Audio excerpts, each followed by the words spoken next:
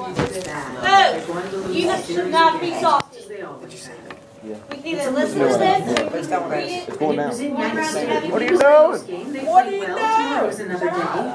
You shut up. Do you guys want to read or do you just want Do you want to read? I don't want to read. I like your attitude. Okay, then be quiet. I'm not doing this. Me either.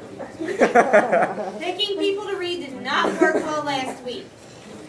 No, it didn't. I'd rather listen to this, follow along in the book. It's much easier than picking. Can I go ahead and on-read it? No. What are you doing?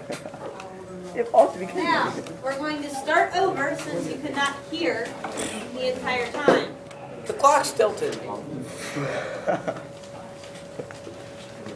From incarceration. From wait till next year. Now listen, Doris please. Kearns Goodwin. Chris and Troy, I'll separate you. You can't Although our stop school talking. principal, Dr. Richard Byers, refused our request to pipe the first game over the PA system, we managed to follow the action at Yankee Stadium through portable radios, with notes passed from desk to desk, and by observing the reactions of classmates. When I saw a look of pain cross the face of my friend, Moose Fastall, a devoted Yankee fan, I knew that something good I'll must do a have loud one right happened. now. Hold on. Paul Greenberg, who was listening via earphones to a radio surreptitiously tucked under his desk, had just signaled him that Jackie Robinson had tripled to left and scored on a single by Don Zimmer. The Dodgers were ahead 2-0. Barely 10 minutes later, however, Moose's fist shot triumphantly into the air when Nelson Howard's home run off Newcomb tied the score 2-2. During the break between classes, Duke Snyder homered off Whitey Ford to put the Dodgers up 3-2.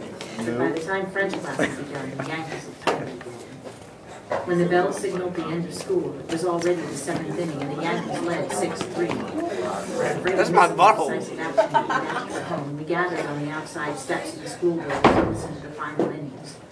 Separated from the constraints of the classroom, I screamed for the ever-amazing I want to see my own butt.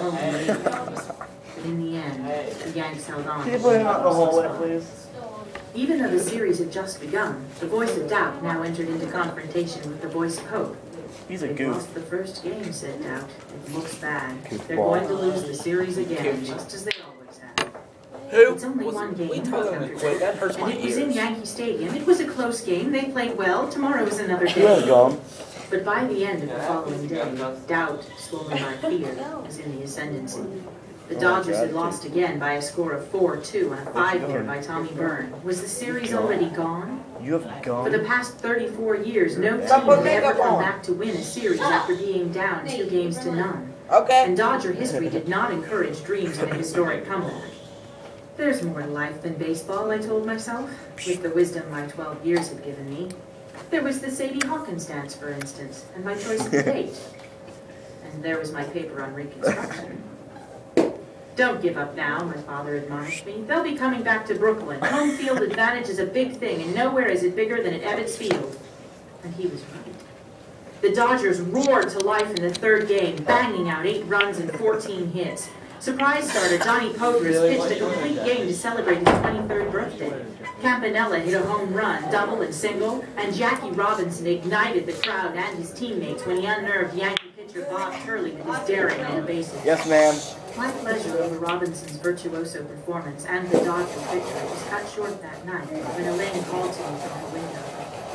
She was so Hey, that thing has a overwhelmed I pizza barely on it. understand her and Who feared did that that? something catastrophic had happened in her There's a house. pizza box. Just meet me outside, body she looks like a said pizza. simply. I ran down the stairs and met her under the maple tree. Doesn't it? She threw her arms around me and told me she had just heard on the radio that James Dean had been killed. Did you hear that weird sound? His I made Porsche yesterday? Spider had It's like, careened off the road between Los Angeles and Salinas. did you His hear neck that? had been broken. Oh, He weird. died You instantly. say?